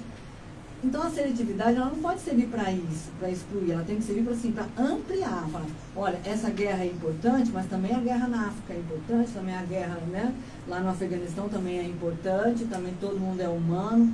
Nesse sentido, eu acho que é importante a seletividade, senão ela também é mais uma forma de exclusão e de... A seletividade não tem... ela acaba acontecendo por conta de um discurso hegemônico, por exemplo, que é construído socialmente, constrói essa guerra que, não, como você falou, que não é uma guerra, digamos assim, lá no campo de batalha, mas é uma guerra da sua narrativa, da sua interpretação. E sobre isso, eu queria, assim, você falou anteriormente sobre as opressões das opressões, né? Parece que você mencionou isso. Então, com relação no caso da mulher, há essas narrativas, digamos assim, de interpretação de uma guerra, igual você já mencionou, em que está lá na Ucrânia, o perfil das mulheres brancas e tal, e uma guerra, por exemplo, da Somália, ou guerra de países africanos. Como é que é isso, assim, no mundo dessa construção simbólica e dessa construção do discurso hegemônico, se isso aparece, não aparece, se sensibiliza, porque há um apelo, não sei se eu estou enganado, mas há um convite, há um envolvimento para ser solidário, né, assim, com muita potência. Nós somos contra a guerra, isso é fato, mas para a gente ser solidário a essa causa na Ucrânia, digamos assim, a esse discurso hegemônico, né? Então, eu queria que você falasse um pouco sobre isso. Eu acho que nós nunca fomos humanos, assim, não temos essa igualdade, né, da humanidade. Então, eu convivi, eu não sou uma especialista em guerra, nada disso. Eu tive convivência, né, com mulheres que estavam passando pela guerra quando eu estudei fora. Quando eu estudei na Holanda, eu vivi lá a guerra do Kuwait, a guerra da Croácia, né, da Sérvia. Eu tinha colegas que eram da Croácia, né, que eram da Iugoslávia, Bósnia, então, assim, e convivia com a minha vizinha de quarto, era da Somália, e ela estava fugindo de uma guerra, né. Então, assim, a guerra tem, assim, ela é desigual, mas os impactos dela, você pode ver quais são os impactos, né? A destruição das indústrias, a destruição, né, dos bens, né, de produção de uma sociedade. Isso aí acontece nas guerras, na África, na Ucrânia, onde quer que seja. As pessoas ficam desalojadas, as pessoas são refugiadas. Então, alguns fenômenos são de guerra, tá? Por isso que a ONU tem lá a parte dele da ANCUR de guerra, que é um fenômeno diferente, né, que a gente quer igualar, mas é diferente nas suas características, você entendeu? Então, só assim, fechando, né, falo, nós não aprendemos, nós não somos humanos nesse sentido, sabe? Nós precisamos aprender que todos são humanos, tratar todo mundo com igualdade, as guerras todas com a mesma importância, mas não somos assim. Por que isso acontece? Um fenômeno, eu acho que psicológico, de forma de estruturar também as representações de mundo que tem a ver com a sociedade, com a mídia. E historicamente pensando, né, como a gente foi educado para pensar que os indígenas deveriam ser dizimados, mortos, né? Porque a gente foi educado para pensar isso, né? Índio bom é aquele que se integra à sociedade branca, né? São cristianizados. Então, quando a gente vê, por exemplo, os aviões de agrotóxico passando em cima das comunidades indígenas, essa é uma tática de guerra. Não é uma tática diferente, é uma tática de guerra, de genocídio, que tem a ver com a economia, porque quer aquelas terras livres para o plantio da monocultura. E é uma guerra identitária. Vamos né, extirpar esse povo aí que não quer produzir no modo de produção capitalista. Eu fico muito achando disso, porque nós temos uma demanda grande, né, Francisco? Eu recebo, o Francisco recebe, uma demanda grande para discutir a questão indígena e os agrotóxicos. Então, abril vai ser um trem aqui que a gente vai ter que pegar pelo chifre aqui para discutir. E faremos, né? E faremos. Em abril. Olha, Ju, fala aí, Narinha Lee, não é isso? Tá declamando a poesia da música O Senhor das Guerras, da banda Legião Urbana, gravada em 1992. Você gosta de Legião Urbana ou não? Adoro. Ô, Jonas, obrigada pela Agora, pelo orientação boicote, dessa música, ok? Deve ser Renato Ucraniano, pela russofobia agora, né? Como assim? Eu vi esse meme, né? Devido à russofobia agora, o boicote à Rússia, agora esse meme. Renato não é mais russo, é ucraniano. Professora Jaci, qual é o seu estilo musical preferido? São vários, sem preconceitos? Eu amo Como é que é? música, tenho preconceito, sim. Tem preconceito? Tenho preconceito com sertanejo. Com todos os sertanejos? Eu sou daquela acadêmica horrorosa que não conhecia Marília Mendonça e depois que eu fui conhecer, me apaixonei, pedi perdão, você entendeu? De que eu não conhecia ela. Tá, mas eu gosto de acho que é a segunda ou terceira pessoa que já... Vocês que falaram isso. Não, eu falei que eu tinha sido apresentada a Marília pelo Fabrício Rosa, um amigo meu lá de Goiás, que postava as coisas da Marília e eu falava, gente, eu vou ter que ouvir essa mulher. Fui ouvir e achei interessante. É isso mesmo. A Ju já gravou esse negócio que nós falamos aqui. Não. Vai lá, Ju. A Narinha ali. Legião Urbana. Existe alguém esperando por você, que vai comprar a sua juventude e convencê-lo a vencer mais uma guerra sem razão. Já são tantas as crianças com armas na mão, mas explicam novamente que a guerra gera empregos, aumenta a produção. Uma guerra sempre avança a tecnologia. Mesmo sendo guerra santa, quente, morna ou fria, para que exportar comida? Se as armas dão mais lucros na exportação, existe alguém que está contando com você para lutar em seu lugar, já que nessa guerra não é ele quem vai morrer. E quando longe de casa, ferido e com frio, o inimigo você espera, ele estará com os outros velhos, inventando novos jogos de guerra. Que belíssimas cenas de destruição.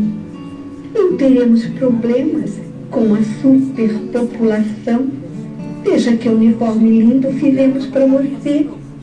E lembre-se sempre que Deus está do lado de quem vai vencer.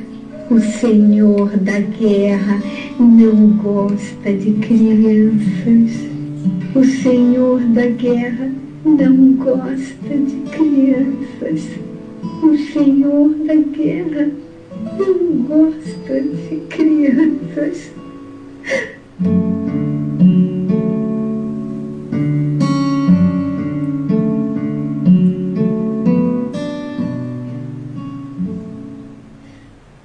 Muito bem.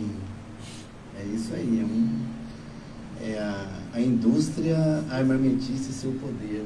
Ô Ju, acho que a gente podemos aproveitar aí mais um apoiador aí, ó. Mais uma entidade. Já falou do Sintes, é importante, né? Fala aí, Estela, do Sintes, não... Né? É meu sindicato, gente. Se eu não falar, Alexandre manda gravar. Depois ainda pergunta se eu falei quantas vezes que eu falei do Sintes aqui. Eu falei do Sintes, entendeu? Agora o próximo é? A CUT. Pode ser. Vamos lá.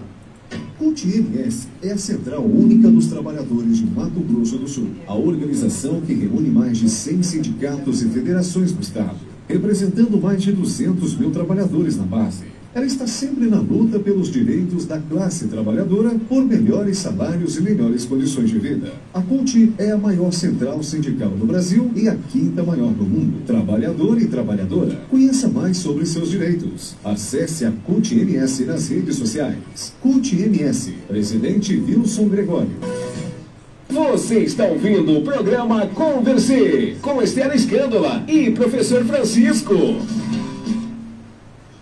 Muito bem, parabéns aí à Central Única dos Trabalhadores, essa organização importante, né, do Brasil e Mato Grosso do Sul, tanto do serviço público quanto dos trabalhadores da iniciativa privada. Sabemos que é uma luta constante, é uma organização construída a milhares de mãos, a Central Única dos Trabalhadores. Obrigado, Wilson, e toda a direção da CUT, né, Estela? Eu quero dizer que Wilson veio aqui, né? Quero que ele volte aqui só para a gente falar dos frigoríficos, só para conversar de frigorífico.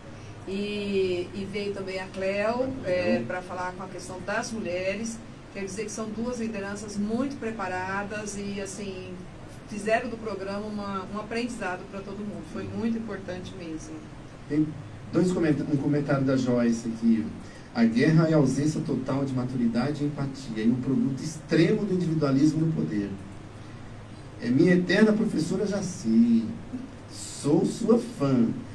Fala embasada, coerente, sensata, sempre nos remete à reflexão. Revisão de novos conceitos anteriores. É isso mesmo, assim? Sempre estamos revendo. Que conceito recentemente você... Eu não... A guerra não é o meu objeto de estudo, né?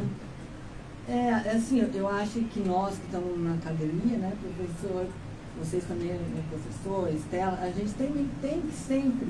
Tem um autor que chama Nicholas Rose, ele é um Foucaultiano top hoje. Ele fala assim que a gente não pode, né, usar as armas de uma guerra anterior para vencer novas batalhas. Então eu penso que isso serve também para a área de conhecimento. Eu não posso, num mundo complexo como hoje, né, num mundo hoje que, né, tem complexo em todos os sentidos, né, não é um mundo mais de, né, dual como a gente pensava até pouco tempo. O mundo só tem duas formas, só existe uma opressão de classe, só existe só uma posição à direita ou à esquerda.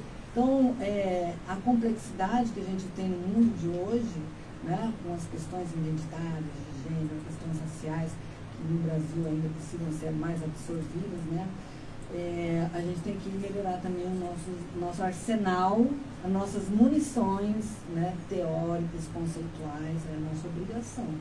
Né? Se eu ficar usando referência da década de 80 para entender o mundo de hoje, provavelmente eu vou ficar nessa dualidade aí, né?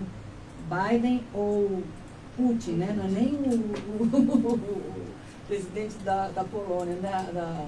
da Ucrânia, né? Então, acho que tem que sim que renovar os instrumentos, as ferramentas, os conceitos.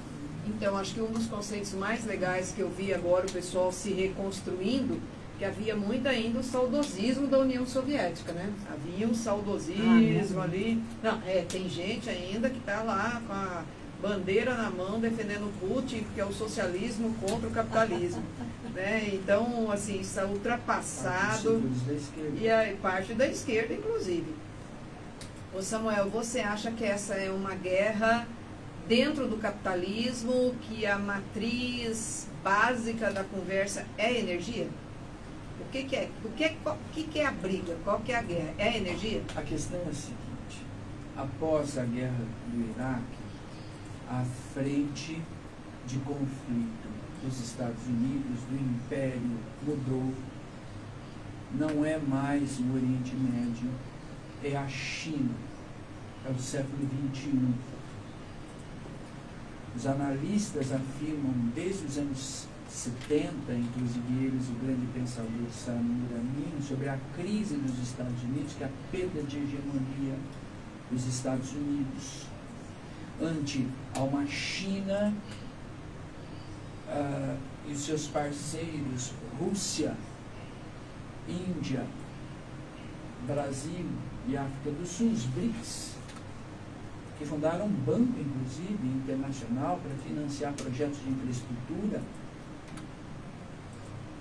Então, a nova frente de conflito é o Oceano Pacífico, é a luta pelo Pacífico, porque a bacia do Pacífico, o capitalismo está assentado na bacia do Pacífico, que é a mais valiosa economicamente. Então, esta guerra ucraniano-russa é um capítulo deste embate Estados Unidos, Europa contra China e seus aliados Rússia, né? porque não é à toa que o inominável que assenta a cadeira, que senta na cadeira da presidência da República, declarou o apoio a Vladimir Putin. Então, a questão é essa, é a luta pela hegemonia mundial. Um autor chamado Giovanni Arrighi fala de 3 ciclos hegemônicos do capitalismo.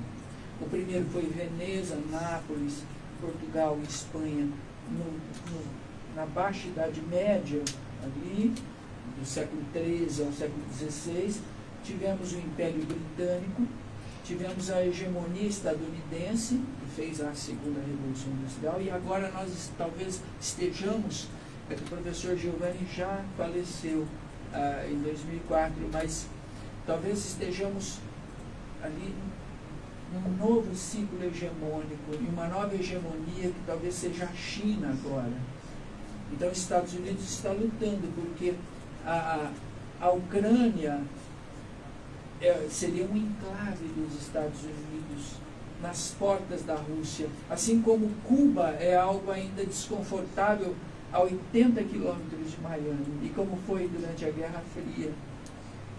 Né? Então, é um incômodo. E a Rússia tenta defender a sua esfera de influência, né? E não devemos esquecer que Vladimir Putin foi chefe da KGB, que não se declara comunista, nem membro do Partido Comunista, mas que a Ucrânia foi a segunda república mais importante da União Soviética. Inclusive, ao tratado, o Memorando de Budapeste, onde a Ucrânia devolve o arsenal nuclear à Rússia agora. E tinha como acordo o fato de não ser invadido pela Rússia, e a Rússia quebrou o acordo. Esse acordo, né, de Budapeste, esse Memorando de Budapeste.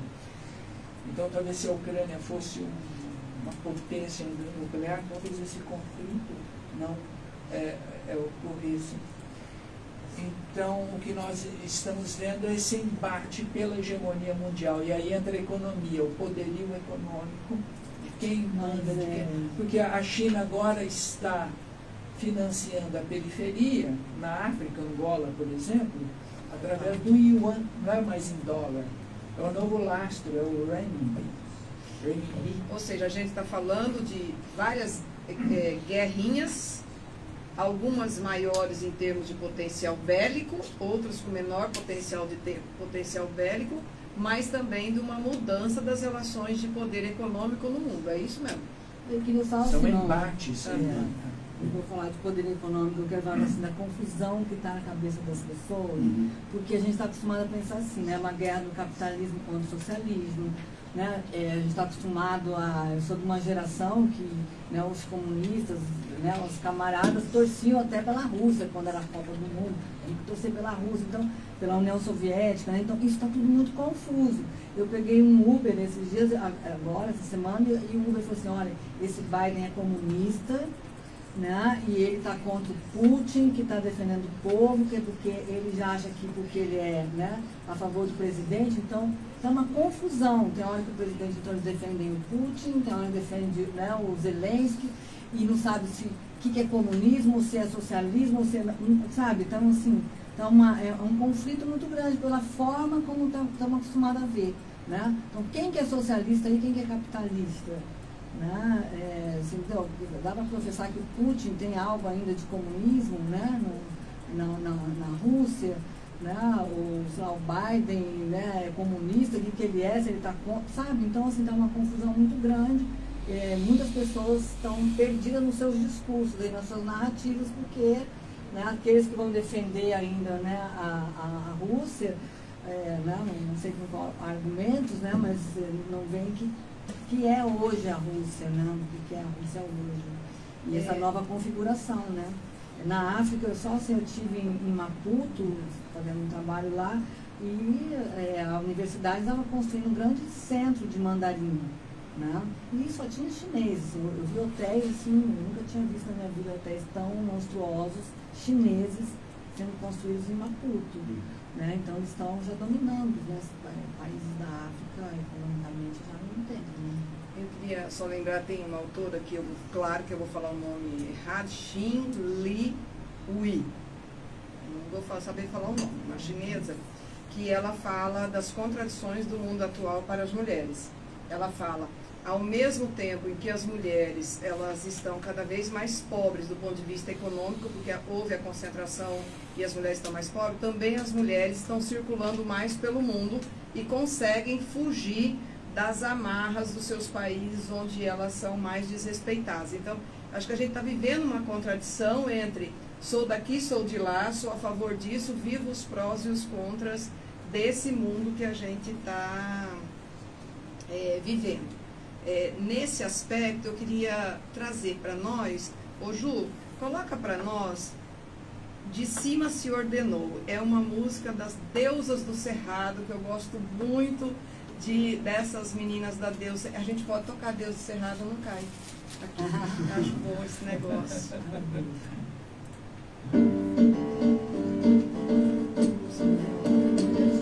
O fogo se alastrou, mandaram alastrar, de cima se ordenou, que a vida virasse pó.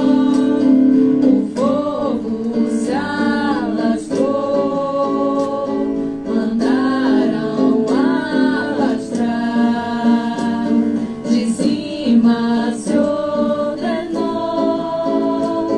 que a vida virasse pó, em cenário de fim do mundo, com a fumaça presa na garganta, diz ali, sem lugar para alegria, sem chance pra euforia, vivemos a distopia.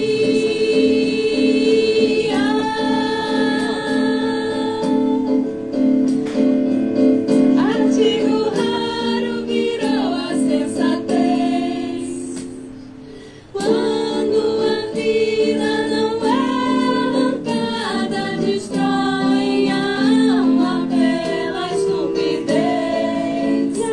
Nesse foi estancada por rezar em Guarani. Mulheres violentadas em seus lares, meninas estupradas por familiares. A fome chegou com força, mas quem come é o tiro.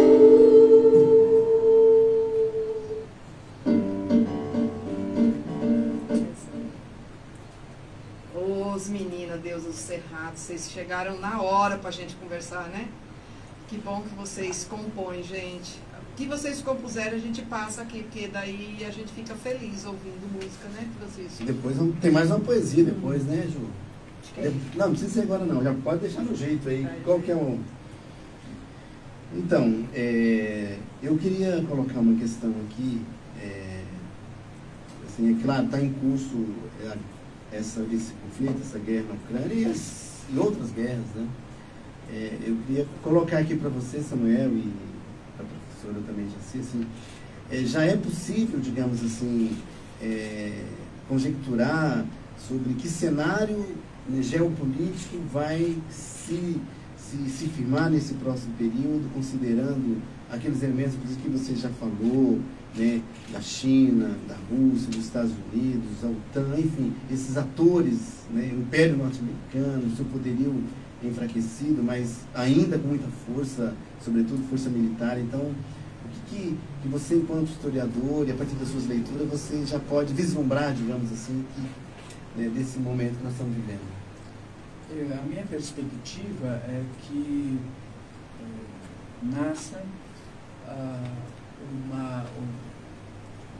mundo e um poder multipolar.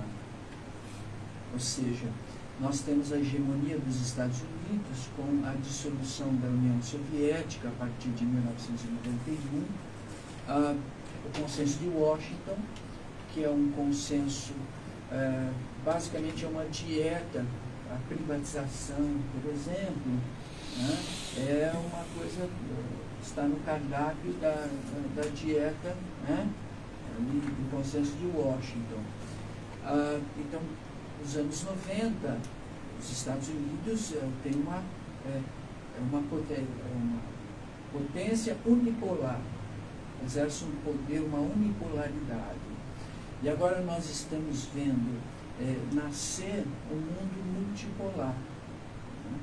Não só os Estados Unidos e a Europa possuem a hegemonia econômica, a hegemonia política e cultural, mas nós estamos vendo surgir a China, nós estamos vendo surgir a Rússia, o Brasil, antes do governo, antes do golpe de 2016, 31 de agosto, e bem antes, né, mas ele se consolidou em 31 de agosto de 2016, o que de fato retirou na prática o Brasil dos BRICS, né, mas é o que nós chamamos de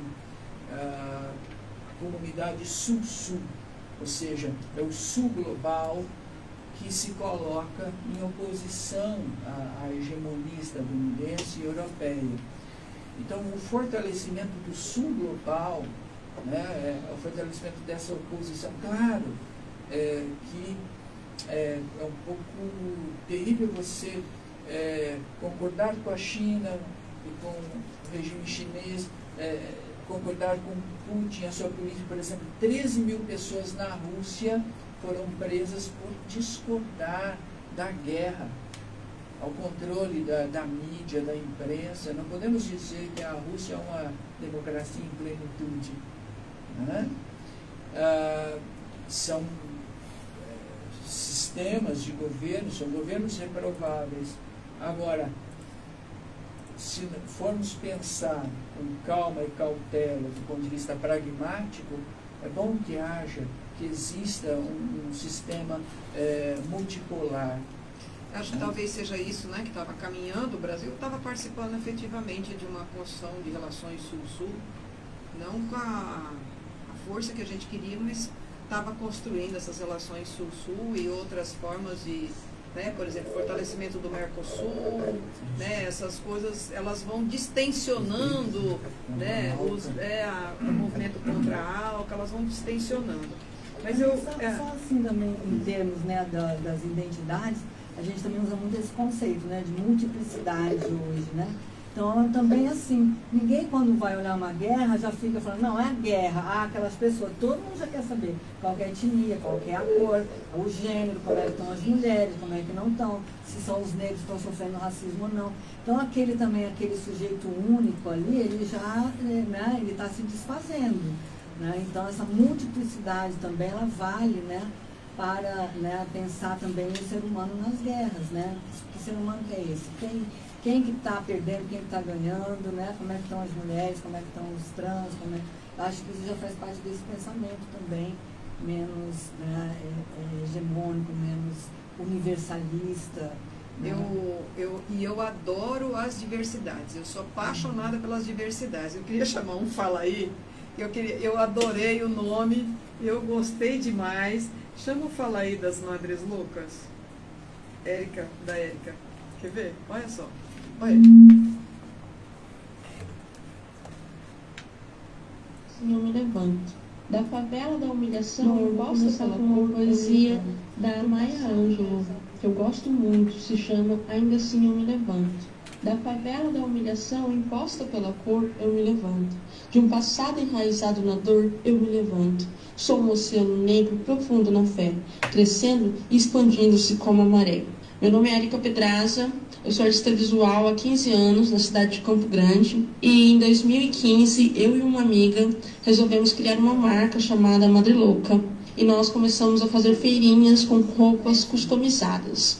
A partir de um tempo a gente arrumou emprego, teve filhos e acabou se distanciando das feiras e das produções.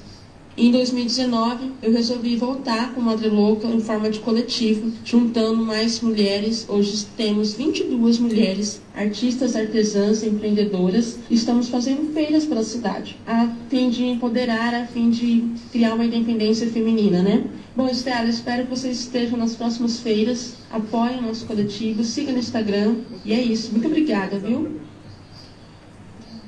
Não é legal isso, gente? Quer dizer, é da diversidade que vai surgindo outras fontes de poder, outras relações coletivas, né?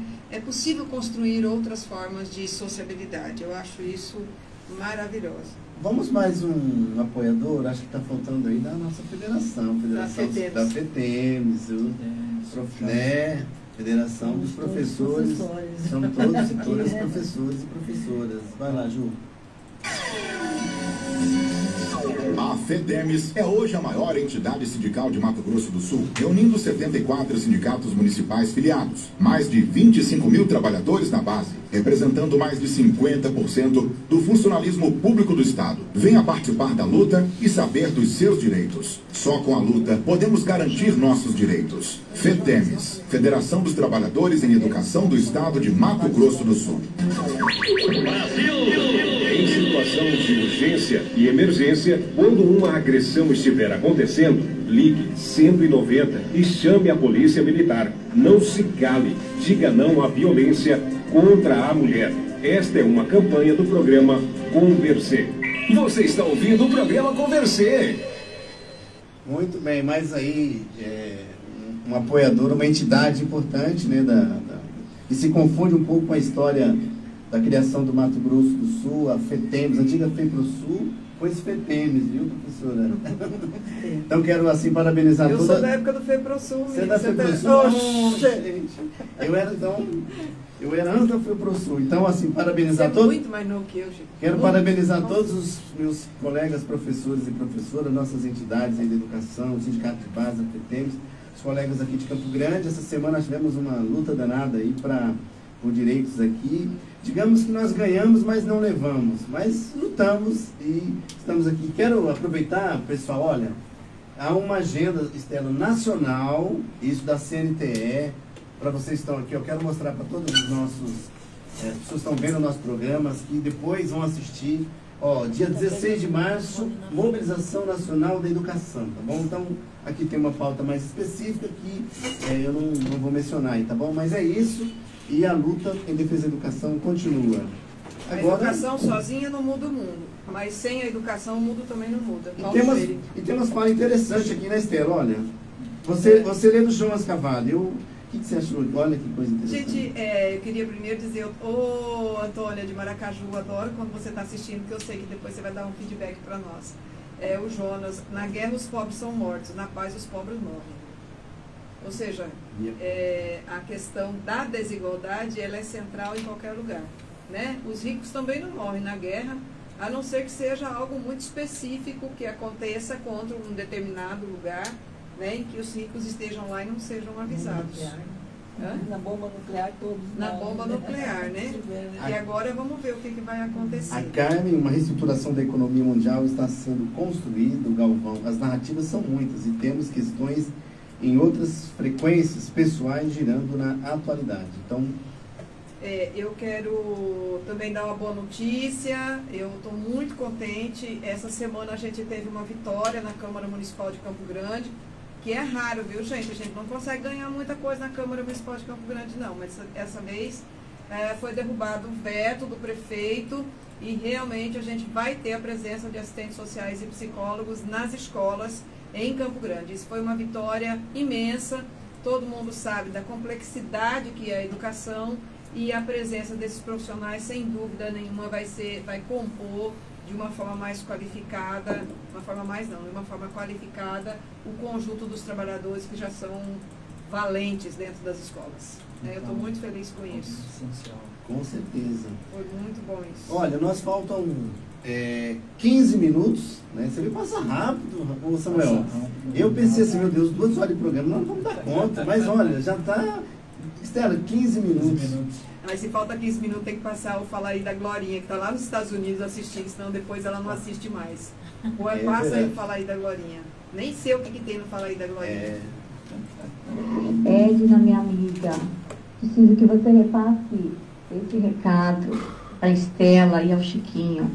Apesar de não ter conhecido, assim, não ter convivido com eles intimamente, pessoalmente, mas nós temos, de uma certa forma, relações paralelas, né? Que muitos amigos comuns, e de uma certa forma assisti e vi a parte da trajetória dos dois, e que tá uma delícia esse programa.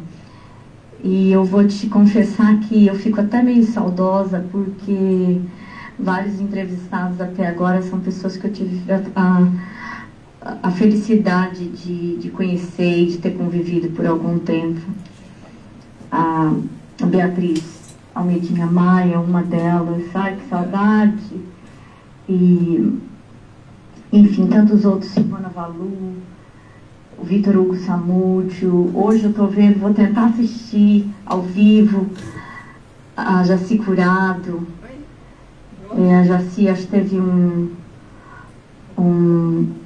uma participação importante quando estávamos na Coordenadoria Especial de Políticas Públicas para a Mulher, juntamente com a Maria Rosana e a Rosana Enquim, a Bárbara Nicodemos, Sandra Alt, enfim, bons tempos, saudade e parabéns pelo programa.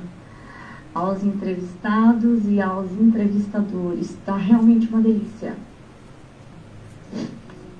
Obrigado, diretamente dos Estados Unidos, hein? Você viu, Samuel? Que bom. Você tá... Que legal, Glorinha. Fico muito feliz de você estar escutando a gente. Vai falando as ideias aí, tá? Que a gente agora descobriu esse negócio de musicalizar a poesia para dar conta do programa ficar um pouco mais leve. Tem um tema aqui, né, Estela, que nós vamos colocar na mesa para os nossos dois... É um tema para vocês. É um tema para vocês, olha. Nos momentos assim de extremo, de catástrofe, de todas as dimensões, sejam elas assim menores ou maiores, enfim, a depender da construção e dos interesses que estão em jogo e dessa construção hegemônica, há um apelo à ideia de solidariedade, né? Então eu queria colocar isso inicialmente para Jaci, o que é a solidariedade, em que momento ele se aflora, o que é de fato isso e até que ponto a gente tem que se envolver nessas causas, nesses apelos. A solidariedade também é seletiva, né? A gente é solidário com uns e não com outros, então isso a gente tem que aprender também, né? Ser solidário no máximo possível.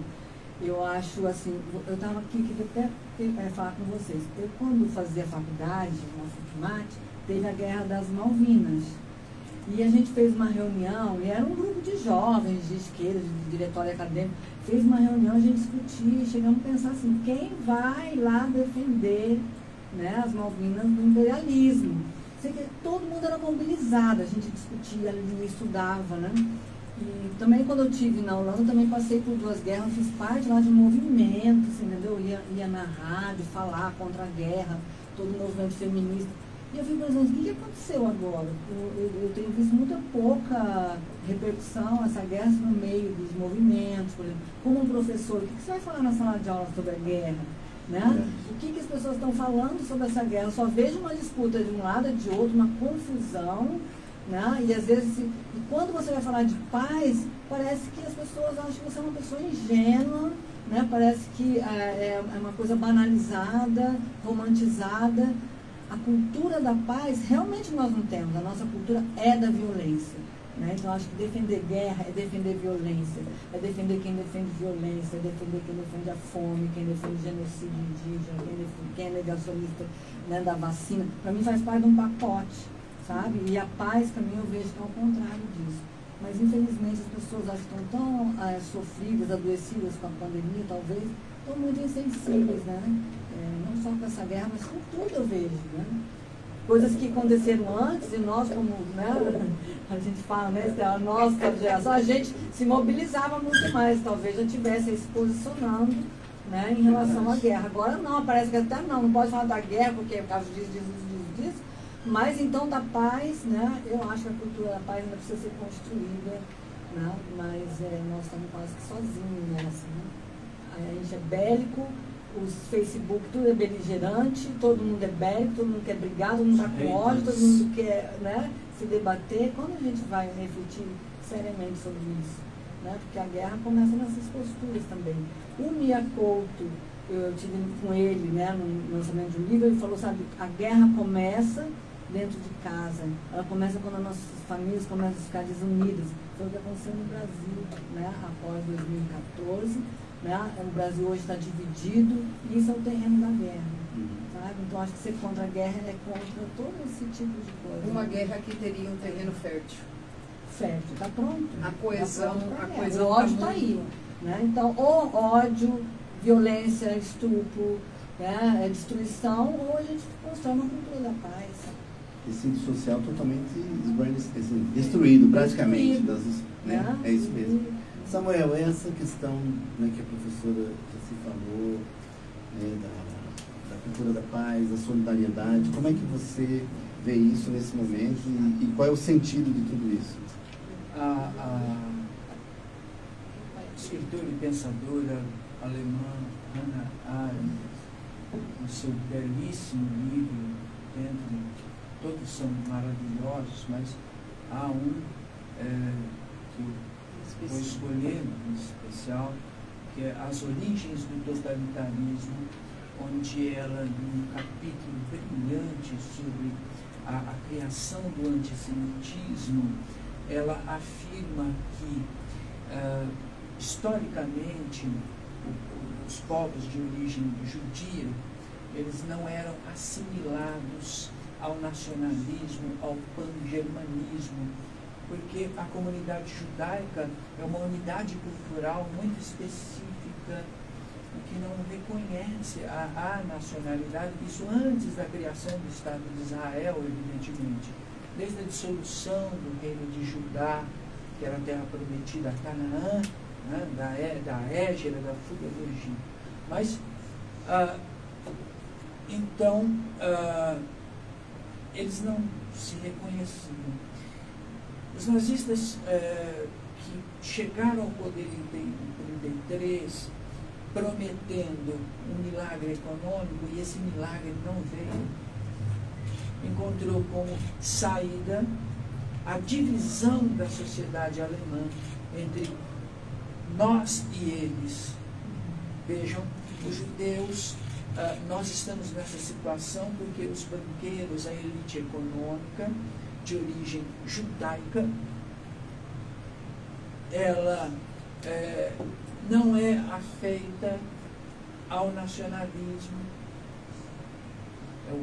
como se fosse um câncer da sociedade. Então, as mazelas, a nossa dificuldade de contornar a situação econômica se deve ao povo judeu, porque nós somos patriotas, os judeus não são patriotas.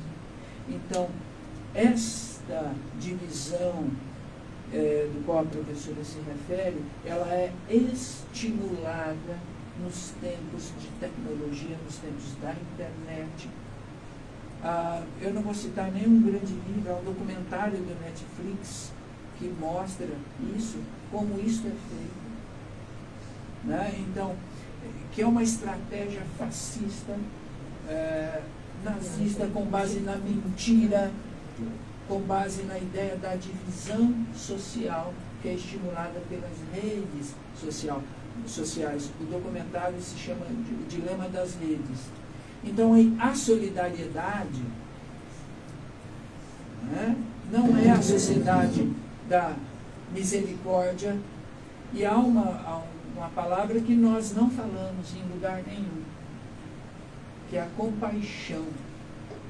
A compaixão, não escuto ninguém falando esta palavra da compaixão. Então, a questão da solidariedade, a ausência dela, porque a divisão social está sendo estimulada através das redes sociais, a criação de bolhas através dos algoritmos. Então, tudo isso é uma criação artificial. Antes da gente finalizar, porque nós estamos no finalzinho já aqui, quero agradecer, várias pessoas entraram agora já aqui dizendo as coisas, mas eu queria dizer assim, que do ponto de vista do que eu estou vivendo hoje, eu penso que nenhuma denúncia pode ser deixada para trás. Nós temos que estimular a denúncia da desgraceira, não tem jeito. Mas também a gente tem que fazer o exercício da amorosidade na perspectiva freiriana, né? Que é acreditar na potencialidade humana de mudar a realidade, de fazer as coisas acontecer. Mas, sobretudo, a gente precisa fazer o anúncio da alegria em bando, né? Nós precisamos fazer alegria em bando, né? É disso. Chico? Eu acho que a gente pode... Nós temos aí 4 minutos, né, Estela? A gente pode... Para o Samuel, vai em 1 minuto para... O que vocês querem dizer isso, dessa aventura de vir no programa, inclusive. Primeiro, assim, você também, né? Sobreviveram essa... Então, 1 minuto aí com a sua mensagem final. Ou a professora. Eu queria agradecer, né, a Estela, o professor Francisco, que eu já sempre vi falando muito bem. Acho que esse programa é a cara de vocês, né? Eu acho que assim, vai ter muito futuro pela frente. A gente tem tão poucos espaços hoje para se pronunciar, né? Eu tenho, às vezes falo mesmo na minha área, eu estudo gênero há 30 anos e agora me convido para fazer palestra para mulheres, não falar de gênero. Então, assim, o espaço da liberdade é tudo que a gente precisa, né? E a gente não pode esquecer que ele existe e que ele não pode, né, se extinguir. Então, acho que vocês aqui são um espaço da liberdade. Desejo sucesso para o programa, né? E que a gente possa aqui estar falando boas notícias. Olha, um monte de gente aplaudindo novamente, você aqui, né? Gente, que coisa delícia. Obrigada. É uma característica, nos diz Aldir Blanc, da esperança equilibrista.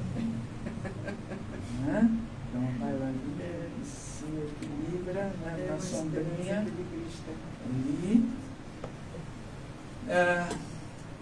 Que é uma característica humana, a esperança, a fé em dias melhores, a esperança inabalável.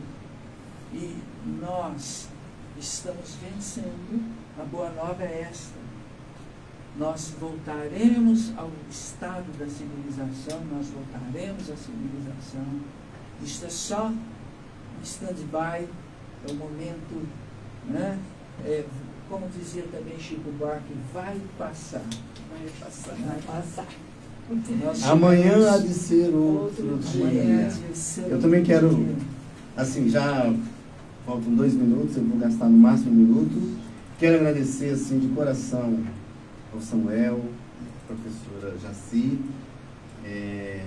Eu, assim, não a conhecia pessoalmente, mas já também já tinha ouvido falar boas coisas. Agradecer ao Eduardo, agradecer a Ju, Serginho, Edna, agradecer as pessoas que participaram, os comentários, agradecer todo mundo que está contribuindo. E é isso, né? Não há guerra em defesa da vida e da democracia. Agora para você. Encerrar com a poesia. Ontem não doeu. Aí eu Edson. Oi. Tá,